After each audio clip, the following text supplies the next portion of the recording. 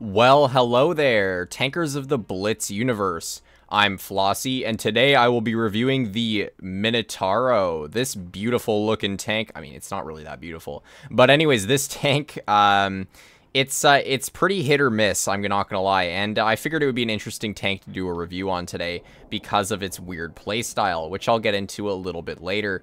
But first, let's break into the tank's stats, starting off with its gun. Now, this tank does have a 3-shell auto-reloading gun. However, it does have the reserve shell mechanic, which basically means you want to play it as if you only have 2 shells, and only use the 3rd shell if you really have to, because look at that.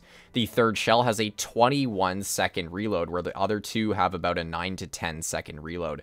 So again, you really only want to shoot the first 2 shells, but I'll explain that a little bit more later. But yeah, starting off with the gun, so it deals 490 damage on its standard shells, which is really nice, and it deals 410 on the premium and 630 on the HE, so very nice damage overall. As for the tank's penetration, it has 289 millimeters of standard, 374 heat pen, and 72 high explosive pen. So the pen on this tank is not something you're really going to need to worry about. You're going to be cutting through basically everything that you need to, especially with the heat. Now, the tank also carries 10 degrees of gun depression, which will come in handy when you are going to be playing this thing hull down, which is the main playstyle of this vehicle, which I'll go, again, more into detail a bit later.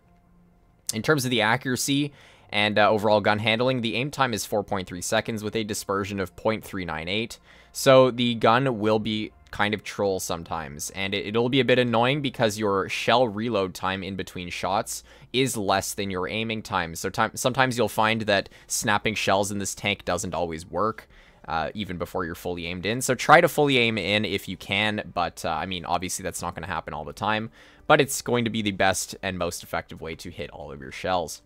Now, in terms of the mobility this tank carries, it goes 34 forwards, which is quite nice. However, the 12 reverse speed really limits this tank's ability, especially when it comes to getting out of bad situations that you can put yourself in. 12 reverse is absolutely awful, and if you've ever heard me do a review on an American tank that has 12 reverse, you're going to know that I like to say that that's one of the main downsides of any tank that has bad reverse speed, is the reverse speed of it. 12 reverse is so awful. Anyways, the power to weight is 14.7, so it's okay. It's nothing crazy, but it's nothing terrible either.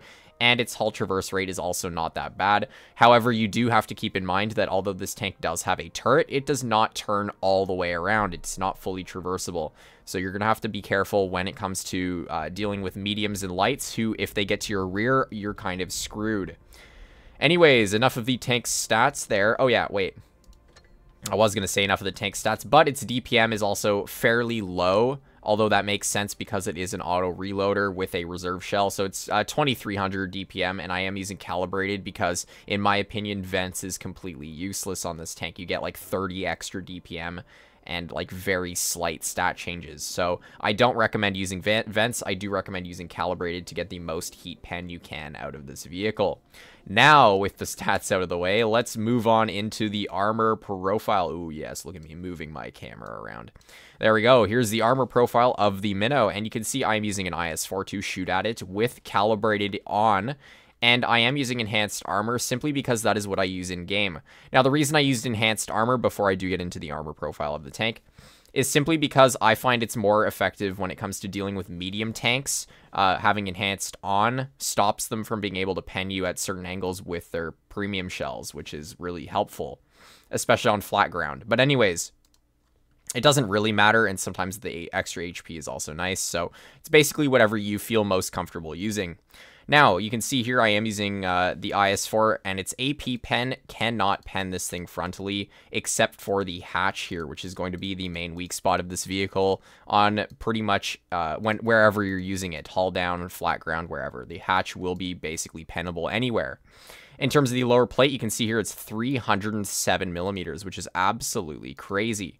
And yeah, so AP pen will not get you through that lower plate or anywhere else on the turret.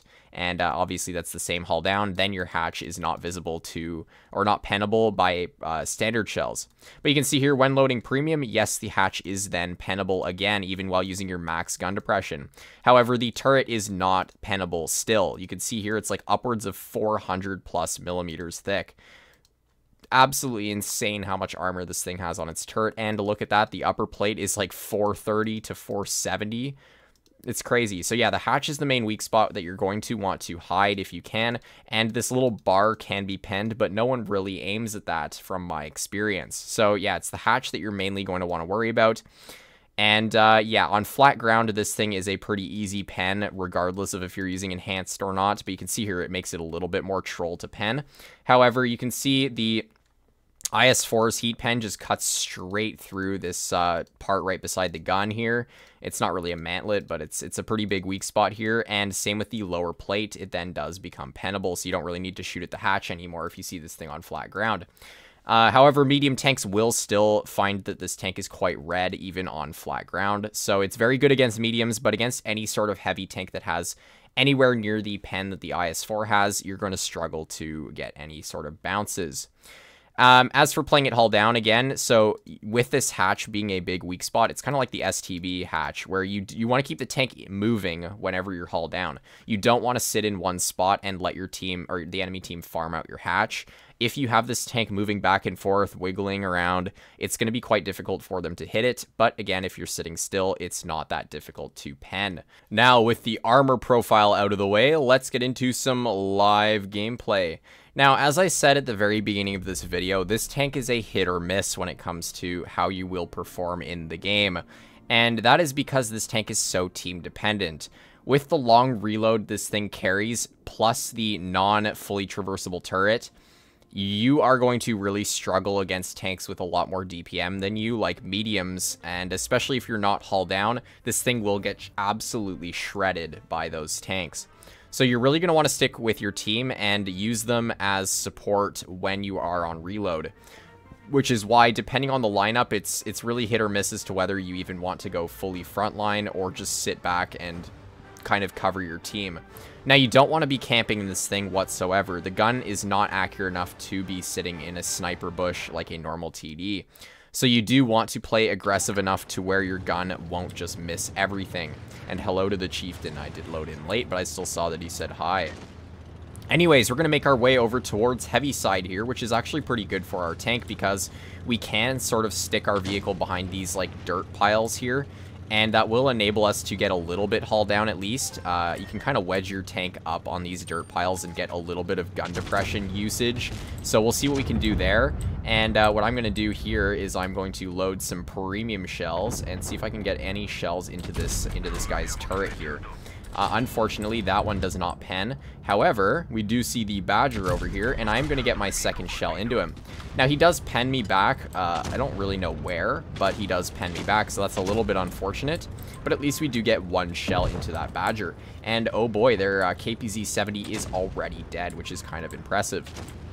So anyways, we're going to wedge our tank back up onto this hill here, just so our hatch is harder to hit, and the Badger does bounce us. So what I'm going to do is aiming, and we actually do hit this guy's hatch this time, which is very nice. So there we go. That's one shell into the 215B. And you know what? I'm going to get a change of plan. Actually, no, wait. What is this 215B doing? I was going to actually go for this mill, but the 215B made me, like, second guess myself. I don't know what he was poking. But anyways, I am, in fact, going to go for this mill, too. And that's because I feel like I can just destroy him with my clip. Here we go. Get one shell into him. And we're going to get one more into him. And I'm not going to use my reserve shell. First off, because our team can probably kill him. There you go. The chieftain does pick him up. And secondly, because I don't want to waste my DPM, especially when it's this poor. Anyways, I will, in fact, shoot at this, no, never mind. He backed up before I could get the shell out, and I figured I might as well just reload all of my shells anyways. So I will reload, again, my third shell, and I am going to move up quite aggressive. So here we have the Badger here, and Troll Gun misses the Badger's lower plate. Unfortunate for us. However, no. Okay, so yeah, 2 shells, 2 Troll misses. That's this gun for you. Sometimes it can be okay, and other times it can be absolutely awful like that there. Perfect example of it. So yeah, I'm just going to reload my shells again. Again, the tank is very good at just being a reloading champ. You're going to be sitting in battle, and you're going to be reloading for like half of the game. That's what this tank is very, you know, it's very good at. It's very good at reloading and taking a long time to reload. Now, because there's only 3 people left, I don't really care about my HP as much anymore, and I will just get a standard shell into this IS-4. Chieftain does pick him up, which is nice. Good job, Chieftain. And all that's left is the Badger, who is on like 500 health, and the Object, who is on 3 health. So I don't really care about the Object, but I do care about the Badger. Let's see if I can get at least a shell into the Badger, and we'll see if we can finish him off here. Let's load a heat shell and pen his lower plate. So not a terrible, terrible game. We could have done a little bit more damage if some of our shells earlier hadn't been that troll on the Badger's lower plate, but it is what it is. So yeah, 2,700 damage is not too terrible for this kind of situation that we were stuck in. Anyways, that's the Minotauro gameplay for you, basically, in a nutshell. So yeah, keep it frontline, keep it with your team, and you will do okay. But if your team does fall apart, yeah, good luck doing damage, because the second your team falls apart, you don't have the DPM to actually get out much damage, so you're just going to kind of die like a sitting duck. And yeah, it's a little bit unfortunate, but when your team is able to cover you, this tank is absolutely insane at holding a side of the map. So yeah, this thing is very good against heavies, and even better against medium tanks when it comes to holding, because medium tanks have a really difficult time penning your turret. Anyways, we're on Lagoon for our second game, and will Wargaming load me in? I don't know why, but this game's been loading me in really late every single battle, which is very annoying, because look at this. Crazy stuff. I've loaded in, and people have already moved. Anyways, what I'm going to do is I'm going to go with the medium tanks, because I feel like dealing with lightly armored vehicles instead of their whole heavy lineup, like the VK, the Super Conch. I'd rather deal with like the Batchat, the E50. Although, I don't know how this is going to go for us, because it looks like our Emil is not actually going over here anymore. So yeah. And they do have 2 tanks over here, which is, I'm going to assume, the Batchat and the E50, because there is someone in base cap. Yeah, there he is. There's the Batchat. And let's see if I can just poke over and get a quick shell into him for 400 damage. There we go. There's one. Let's get an HE. Unfortunately, it doesn't pen him, but we still do 200 damage to him, so I guess that's okay. And yeah, the Batchat's kind of screwed at this point. So what I'm going to do is I will, in fact, push up aggressive onto him. And yeah, I guess I'll just keep him pinned there so our E50 can kill him. There we go. So that guy's now dead, and their Tortoise is camping in the back. So I'm going to ignore that E50 for now. I feel like our team should be able to kill him. I'm going to deal with this Tortoise, though, because he is going to be an annoyance if he does sit there. Yeah. So I just want to clear him quickly. So let's go over for the Tortoise right now. And this guy shouldn't be able to pen me all that easily. But I will be on flat ground, so maybe his premium can cut through me, but it doesn't really matter. I mean, look at this. We can pen him with AP, and there's a nice 490 roll right into the Tortoise. And we're going to get another shell in, and he does, in fact, bounce me. So what I'm going to do is I'm going to face hug in this tank, because that means that it'll be even harder for him to even pen me. And I'm going to try and gun block him so he can't hit my hatch. There we go. We do get a gun blocking shell right off from the Tortoise, and we do gun block another shell from him. And just like that, our E50 should be able to kill him fairly easily. There we go. So just like that, that was a pretty nice kill onto the Tortoise, and their team's not doing too well. We still have full... Our whole team's still alive, basically. It's basically a steamroll at this point, and I don't know if I'm even going to do any more damage. I could have technically gone heavy side, and I probably would have done a lot more damage if I had done that, but I chose to go medium side to just deal with the mediums quickly, so it is what it is. But let's see if we can get any more shells into these guys. And their VK is in a quite pretty poor spot right now. Hopefully I can get one into him before the 183 does. And their 183, our 183, sorry, does hit him after I do. So that's good. We do get another shot into a vehicle, which is good for us. However, it doesn't look like we're going to get any more damage out. So I'm just going to clear this guy with an HE shell, because why not? And the Super Conch is probably going to die to our E50. And yes, IS7, you are in a vid. Whoa. But anyways, game number 2 is another win. We do not do a terribly big amount of damage, though, but that's okay. Again, win is more important than doing damage, and I could have technically done over 3k if I had just gone heavy side. But again, I felt like going medium side, so it is what it is. We still do second on the team, even with 2,600 damage, so that's not too bad. Let's get into our third game, and let's see if I can just go heavy side and do a bunch of damage, and hopefully hold off a heavy flank. That's going to be my goal for this last game, is to do as much damage as possible. But we'll see what happens with the teams that we are given. So yeah, waiting on Wargaming to load me into a game. So yeah, you can see there, the Mino... It's pretty much just a bully to all medium tanks. Yeah, that Batchat didn't have fun fighting us at the beginning there. And neither did the Tortoise. Tier 9s have a very difficult time penning this thing frontally, even on flat ground, as you could see there. But yes.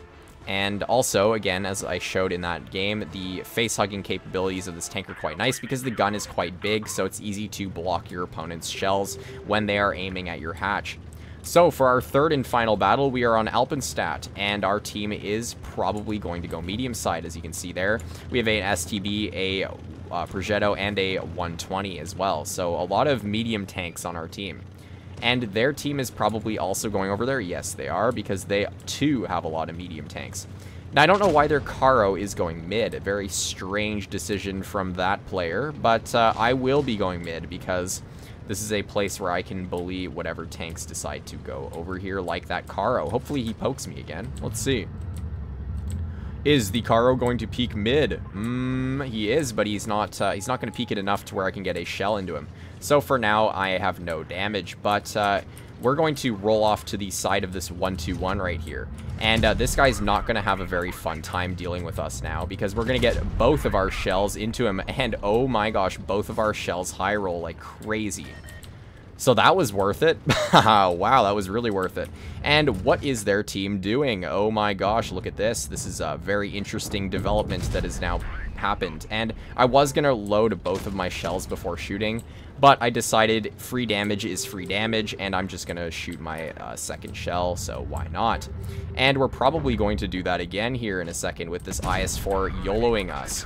So there we go, a nice 463 roll into the IS-4, and this game we're already over 2,000 damage, and there's still a lot of hit points left, so this is looking good for our damage this game. Anyways, let's see if I can do anything. So I'm going to sit on this bridge here, and I'm really worried about that Foch over basically every other vehicle, because he is going to pretty much butter right through my tank on flat ground, and you can see that there. He is able to easily pen my vehicle, and he does bounce the second one, though, which is quite nice, and just like that, we're already at 2,800 damage, so yes, this game is going to be a good game for damage. And I am going to reload all of my shells, and hopefully I'll be able to get a nice clipperoonie into this IS-4. So, yes, let's go IS-4. And let's get 01 into you. And hopefully we can kill him with our next shell, because our alpha is higher than his HP, but unfortunately the gun says no, and we don't actually kill him. However, we do still see that there is a CC Mark II over here. Look at this. Oh yeah, let's get a nice juicer with HE. Oh, that was not a juicer. That was the complete opposite of a juicer with HE. But I did accomplish my goal of dealing a lot of damage this game, and we were able to get out over 4,000 with it. So you can see here, that game was a hit for this tank. We were able to farm the crap out of any of those tanks that went mid, and we did actually block a decent amount of damage as well. So again, the pretty solid showcase overall of the Mino's gameplay. We didn't do a crazy amount of damage the first two games, but that's to be expected. Again, this tank is a hit or miss, and it's not really a damage farming tank to begin with. It's more of a support tank that you want to use to help your team and basically hold a flank and use your clip damage. But again, you won't be doing too much damage in this thing overall, because it's very hard to farm in a tank with 2,300 DPM and an auto reloading gun that has a reserve shell. So overall, the tank, I do like it, but again, hit or miss. It's the main point of this video, is this tank is a hit or miss. So if you do decide to grind this vehicle, be warned that it can be a little bit frustrating to play sometimes, but overall, I do like it. Anyways, for any of you out there who are not yet subscribed to my channel, I highly recommend you do so, as it's a fantastic way to support me and the content I produce. I do also post almost daily, so it's a good way to keep up to date on that. And I will see you next time. Bye-bye.